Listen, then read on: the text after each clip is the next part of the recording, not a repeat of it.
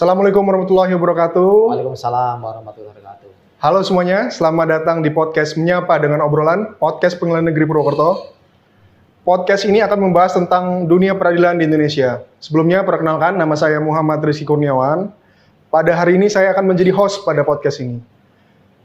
Podcast hari ini kita akan membahas tentang sekretaris pengadilan. Karena yang kita tahu kan, secara teknis, dunia peradilan terkait dengan persidangan. Tetapi ada juga sekretaris pengadilan juga berperan penting terhadap jalannya proses peradilan tersebut. Bersama saya hari ini sudah hadir narasumber kita, Bapak Muhammad Nur Abror, Sekretaris Pengadilan Negeri Purwokerto. Selamat datang Bapak. Terima kasih Mas Rizky. Narasumber kita hari ini akan membantu kita untuk memahami lebih dalam tentang tugas, peran, dan tantangan seorang sekretaris pengadilan dalam mendukung sistem peradilan yang bersih, modern, dan melayani. Langsung saja Pak ya, ke pertanyaan pertama. Bapak sebagai Sekretaris Pengadilan Negeri Purwokerto saat ini Pak ya. Sebelum itu Bapak bertugas di mana? Boleh dijelaskan sedikit Pak? Mungkin sedikit cerita ya kepada pemirsa semuanya ya. Terima kasih sudah luar biasa yang ada podcast di Pengadilan Negeri Purwokerto. Ya.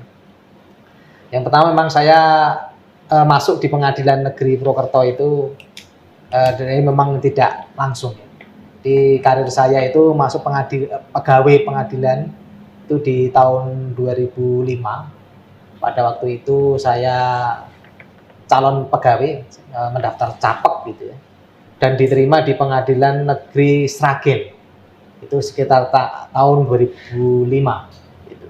Sana saya waktu itu pertama ditempatkan di bidang hukum gitu ya, di Panitera Muda Hukum ya, yang ngurusi arsip. Setelah itu saya dipindah lagi ke bagian perpustakaan. Setelah itu sama 2 tahun, setelah itu 1 tahun lagi saya dipindah lagi di umum keuangan. Dan saat itu saya dikasih jabatan pertama adalah bendahara. Saya bendahara di Pengadilan Negeri Sragen sekitar 10 tahun.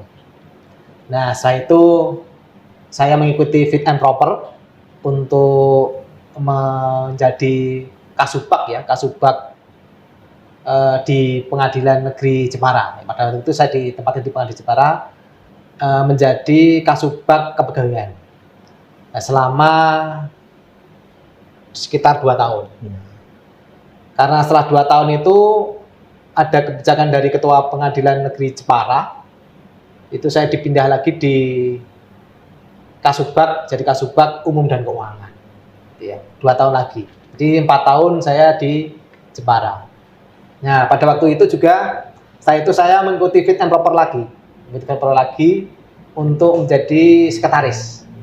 Dan alhamdulillah saya ditempatkan di Pengadilan Negeri Batang. Pengadilan Batang saya jadi sekretaris itu selama kurun waktu 2 tahun. Gitu. Nah, setelah itu mengikuti fit lagi, karena memang pengadilan itu ada Pengadilan Negeri Batang kelas 2, saya mengikuti fit Pengadilan Negeri kelas 1B.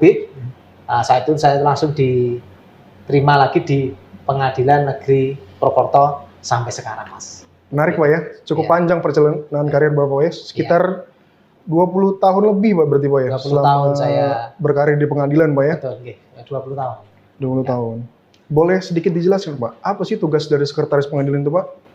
Yang jelas tugas sekretaris pengadilan negeri adalah memberikan dukungan administrasi, organisasi, gitu. Terus administrasi dan sarana dan prasarana untuk lingkungan pengadilan negeri. Itu tugas dari sekretaris. Tentu selain itu mendukung program dari pimpinan Pak ya, dari Ketua Pengadilan. Pasti. Ya. Apa Pak yang sudah Bapak lakukan dalam mendukung seluruh program pimpinan kita Pak? Nah, sekretaris memang sebagai supporting unit ya dari pengadilan negeri. Makanya di sana memberikan dukungan administrasi, itu menyiapkan mulai dari sarana dan prasarana pengadilan, dari mulai menyediakan kertas sampai menggaji pegawai, itu adalah di bagian-bagian sekretaris. Ya.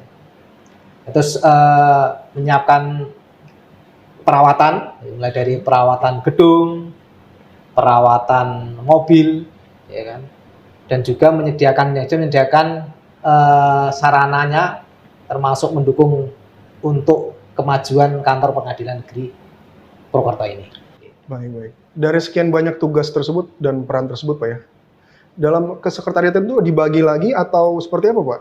Ya, Secara strukturnya, Pak? memang sekretaris itu kan membawai 3 bidang, Mas. Jadi 3 kasubag bidang gitu. Itu yang pertama memang bidang umum keuangan, terus bidang kepegawaian organisasi dan tata laksana. Saya itu kasubag bidang teknologi informasi, perencanaan dan pelaporan. Gitu. Bisa dijelaskan lebih detail lagi, Pak, perbagiannya tersebut? Oke. Untuk bidang yang umum keuangan itu dipimpin oleh kasubag umum keuangan, gitu ya. Yang namanya umum, gitu. Ya. Jadi sarana prasarana umum, mulai dari sarana pembelian ATK, terus menyediakan mulai dari kebersihan, keamanan kantor, terus menyediakan perawatan, termasuk juga mendata barang milik negara, itu kan di bagian umum. Kalau keuangan jelas ya, jadi umum keuangan, kalau keuangannya itu adalah melakukan penyediaan proses penggajian, itu gaji, ada penggajian, ada tunjangan, remunerasi, uang makan. Itu memang diurusi oleh kasubag umum keuangan dan stafnya. Untuk kasubag kepegawaian organisasi dan tata laksana itu memang urusan tentang kepegawaian. Jadi kepegawaian bisa menyangkut mengenai kenaikan pangkat, cuti, terus urusan absen untuk mengajukan remunerasi, dan juga kenaikan berkala, dan juga cuti pegawai. Itu di bagian kepegawaian. Termasuk organisasi data laksana itu juga menyangkut masalah penyediaan juga tentang rapat-rapat, gitu. Terus dokumen rapat dan sebagainya itu di bagian kasubag kepegawaian organisasi data laksana. Nah, untuk yang ketiga kasubag TI perencanaan dan pelaporan, gitu. Perencanaan, TI dan pelaporan, gitu. Jadi ini menyangkut masalah perencanaan, gitu. Perencanaan yang di sana mengenai kegiatan-kegiatan dan juga mungkin anggaran dan sebagainya itu dibawahi oleh kasubag TI dan pelaporan ini.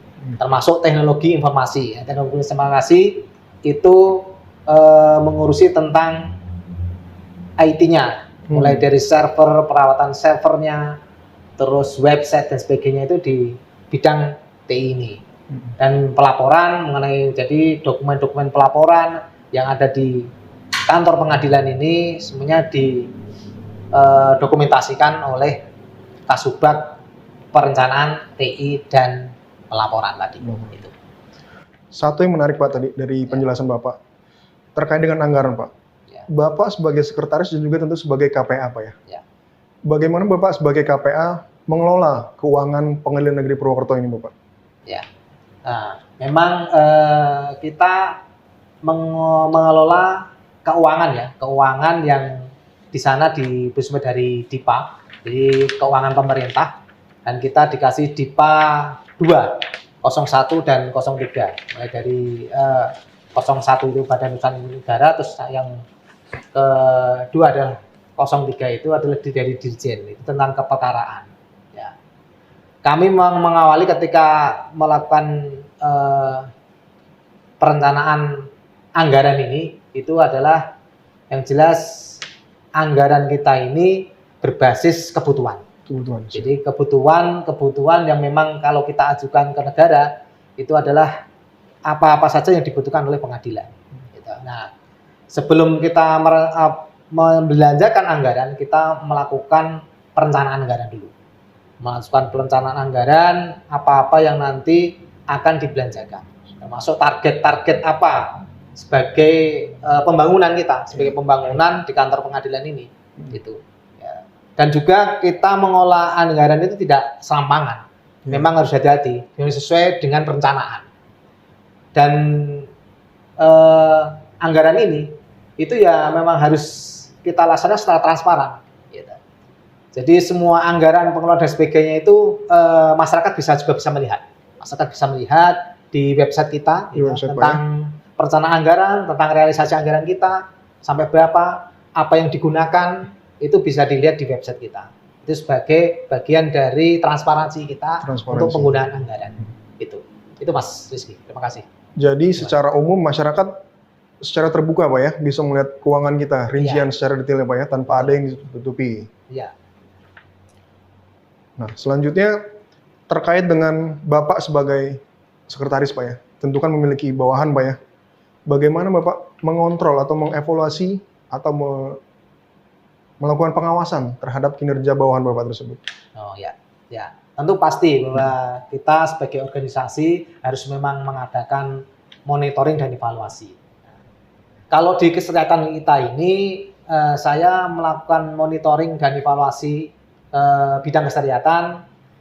Kita adakan memang rapat berjenjang. Jadi kita adakan rapat berjenjang dari bidang-bidang masing-masing sendiri. Sebelum tanggal 5, mereka harus melakukan rapat dan evaluasi.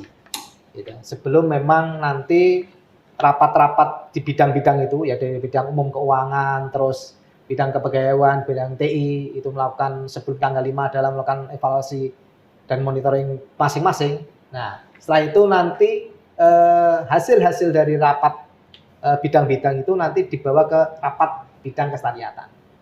Di rapat bidang kesehatan, apa-apa yang memang akan menjadi evaluasi kinerja selama 1 tahun. Ya, kita adakan memang 1 bulan ya, maaf, 1 bulan. 1 bulan itu kita adakan evaluasi dari bidang-bidang itu di bidang kesehatan. Nanti mungkin apa usulan dan sebagainya, dan juga apa yang menjadi nanti program kerja ke depan bulannya gitu ya. Itu di rapat evaluasi itu tentang kinerja itu. Nah setelah memang rapat kesehatan itu nanti hasil rapat dari kesehatan itu nanti kita akan bawa di rapat bulanan, rapat kantor pengadilan negeri Purwokerto ini, untuk di sana juga disampaikan apa hasil dari rapat kesehatan itu. Itu Mas. Baik. Itu juga selaras dengan program zona integritas Pak ya, pembangunan zona integritas. Nah, untuk pengadilan negeri Purwokerto sendiri Pak, kan pada intinya manajemen yang transparan dan bersih Pak ya. Tentu itu tujuan utama dari zona integritas, pembangunan zona integritas.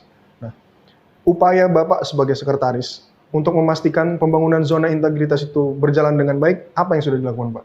Ya.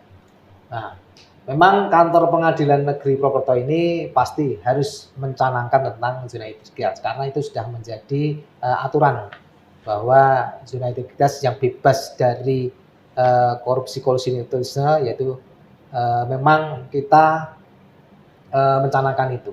Nah, kalau sebagai sekretaris memang di sana kan menjadi sebuah dokumen kontrol dari dokumen-dokumen tentang syarat-syarat zona integritas. Itu nanti dikumpulkan menjadi satu di dalam sistem kita, ya. Nah, kami menciptakan sistem yang ini jadi memang inovasi saya ya, biar memang enak kita lihat, enak kita juga bisa memonitoring dan mengevaluasi. Itu saya membuat aplikasi yang namanya aplikasi Awasin. Awasin, Pak. Ya, Awasin. Ya. Jadi dokumen aplikasi Awasin ini itu adalah berbasis Android. Jadi dalam pengumpulan dokumen itu sudah tidak menggunakan kertas atau paperless. Jadi menggunakan model digitalisasi. Jadi nanti kita dokumen-dokumen yang sudah ada itu tinggal dimasukkan saja di dalam dokumen Google Drive itu, ya. Nah, ketika bidang-bidang itu mengumpulkan di dalam Google Drive, gitu ya. Yeah. Nah, kita kan tidak tahu bahwa siapa saja yang memang area-area itu yang memang memasukkan dokumen-dokumen itu. Kita kalau ngawasi satu-satu kan memang sangat susah. Iya. Makanya saya menggunakan aplikasi Awasin ini ketika ada yang memasukkan dokumen gitu, ke aplikasi kita, ke dokumen kita itu, aplikasi ini nanti menjawab secara di WA ke WA saya bahwa dokumen yang nomor 1 ini sudah memenuhi syarat gitu ya, dan itu melaporkan ke dalam WA saya. Jadi langsung terkontrol sama Bapak ya? Langsung terkontrol semuanya. Dan bisa dipastikan juga kebenaran isinya, Pak ya? Makanya kita juga bisa langsung membuka apa itu dokumen di sana itu, antara betul atau tidak kan enak, kita tinggal buka di HP saya gitu ya. Karena setiap hari kita kan pegangnya cuma HP ya, jadi enak sekali kalau kita langsung melihat HP dokumen siapa-siapa saja sih yang sudah memasuki dokumen itu, ya kan? Itu dijadikan informasi di HP saya itu. Baik. Itu tentu inovasi yang sangat baik Pak ya, untuk mendukung pembangunan zona integritas di Pengadilan Negeri Purwokerto. Nah, selain itu kan Badilum juga ada program Ampuh Pak ya? Ya. Nah, Bapak sebagai sekretaris mendorong terlaksananya program tersebut gimana Pak? Ya, nah termasuk itu juga. Jadi termasuk dokumen-dokumen Ampuh kita, termasuk dokumen Ampuh. Karena memang di sana ada, saya lihat sekarang 85 dokumen Ampuh. 85. Gitu. Jadi Ampuh itu jadi bagian dari standarisasi administrasi kantor gitu. Jadi namanya Ampuh itu akreditasi pengadilan unggul dan tangguh. Gitu. Nah, itu ada checklist 85 dokumen.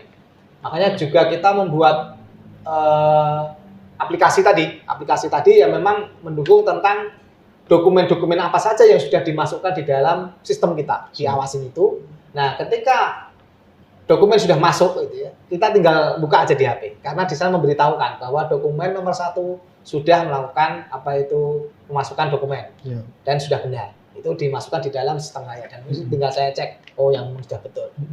Nah, ketika mereka memasukkan dokumen ke dalam sistem Awasin gitu, meskipun sama saja kita masukkan ada di HP saya mengatakan sudah masuk dokumen ini, di HP yang memasukkan juga ada SMS notifikasi. Gitu. Terima kasih Anda sudah memasukkan dokumen nomor 1. Nah, itu di aplikasi itu. Jadi memang peran sekretaris sebagai dokumen kontrol dari pengumpulan dokumen ZI, dokumen Ampuh itu bisa terkontrol di dalam lingkaran satu HP tadi. Baik. Dari seluruh program itu harapan kita Pak ya, manajemen Pengadilan Negeri Purwokerto bisa berjalan baik, transparan, akuntabel Pak ya. Itu kan secara internal Pak ya. Kalau untuk pelayanan ke eksternal ke masyarakat, apa Pak inovasi dari Pengadilan Negeri Purwokerto dan Bapak sebagai sekretaris?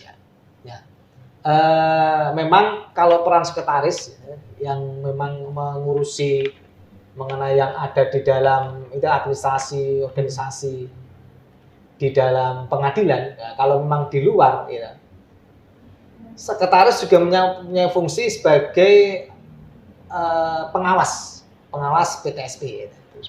Pengawas PTSP yang di sana memang kita setiap hari melakukan monef gitu, melakukan briefing bersama petugas-petugas PTSP kita.